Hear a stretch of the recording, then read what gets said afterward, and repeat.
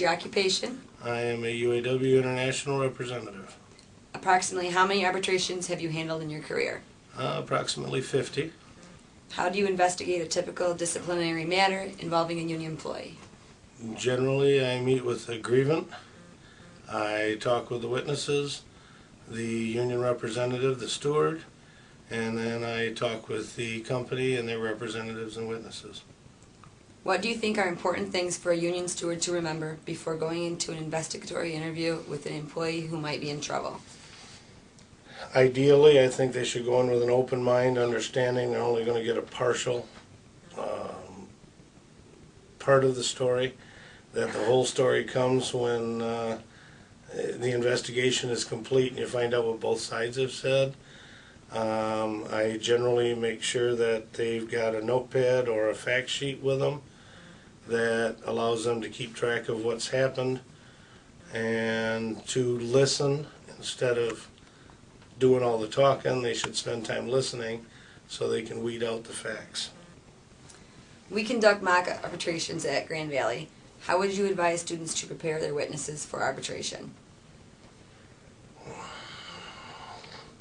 Well, initially, I would say that once you've established who your witnesses are, that they should sit down and go over what the answers to the questions are going to be and do it repeatedly to make sure that everybody's clear on what's expected, and to make sure that they've got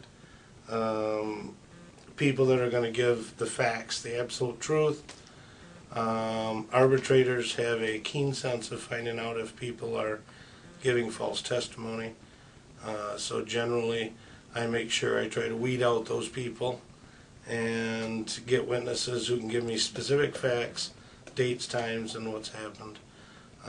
And once they've been interviewed, I just want to make sure everything they've said is true and accurate.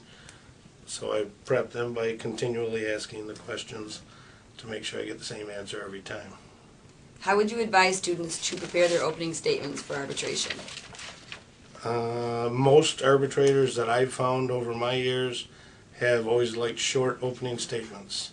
They want the facts, they want the specifics of the case, they don't want to hear about long-time histories, and I would tell them that their opening statement must be followed by what their request is in the arbitration, what the resolve or the settlement to the grievance should be. What would you tell students are the most important things to remember when preparing questions for the arbitration? Don't ask questions you don't know the answers to. Make sure that you are very clear that the answers are consistent. You should always line up your witnesses in an order that's most advantageous to your case. Ideally, the grievant should go first, but it's not necessarily always the best way to go. Sometimes you want supporting evidence prior to the actual grievant. But basically, I just want to make sure I've got witnesses that are under control. If they can't control their emotions, I don't bring them in as witnesses.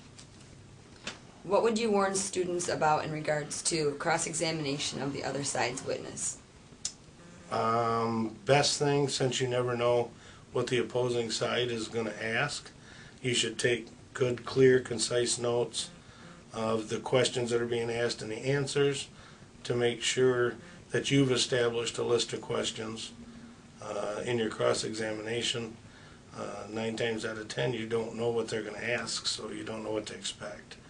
And that's the way I always ask them, and always try to keep the answers in the cross-examination to yes and no answers.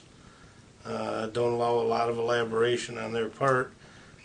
That's their job to present their case, not for me to dig it out. Do you typically give a closing argument, or do you send the arbitrator a closing brief? 99.9% of the time I do a closing brief.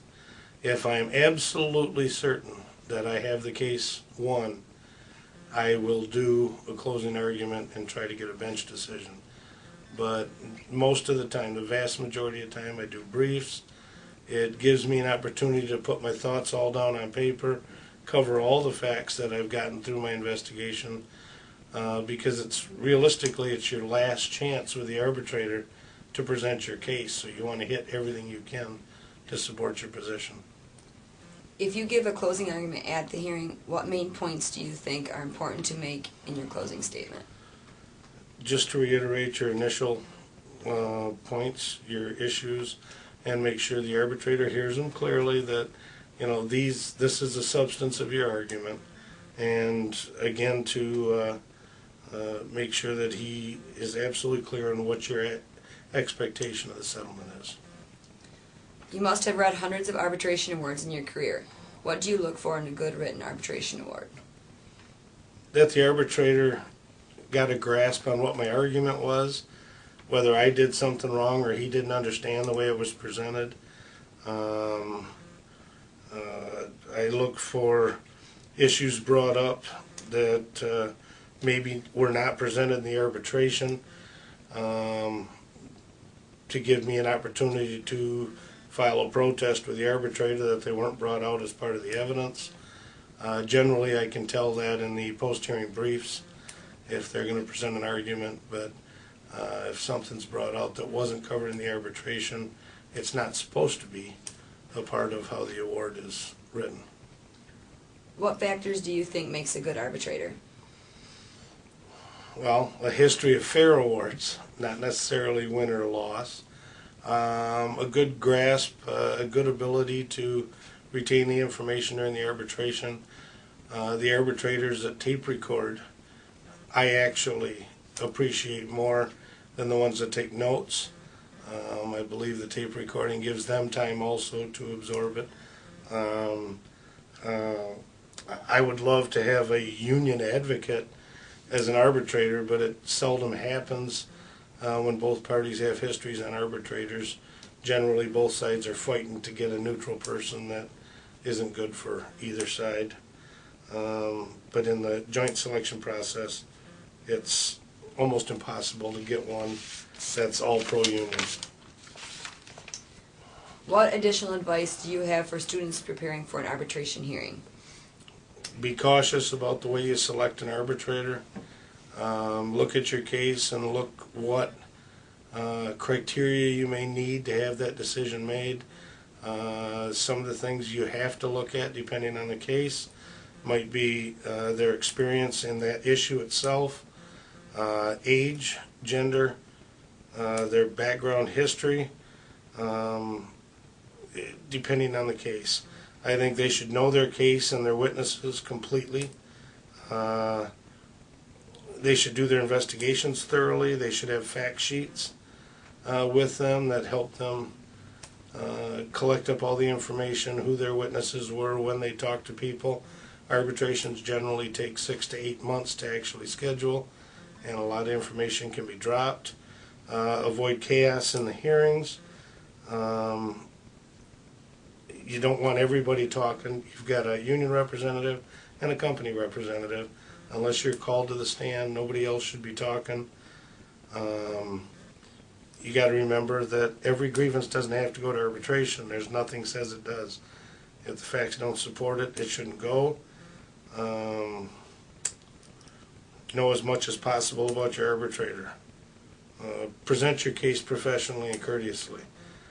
I believe that that carries a lot of weight, that you're respectful of the arbitrator, the company, their witnesses, everybody, and attitudes get picked up real fast. Never allow a witness to lie, ever, under any circumstances. If they can't tell the truth, they shouldn't be a witness. Make all of the information requests to the company in writing, and request that you get all the information you need to support your case, and present every case like you absolutely believe you're going to win, or it won't get there. Arbitrators are it. They're final and binding, and you don't get do-overs because you made mistakes. What is your typical day like?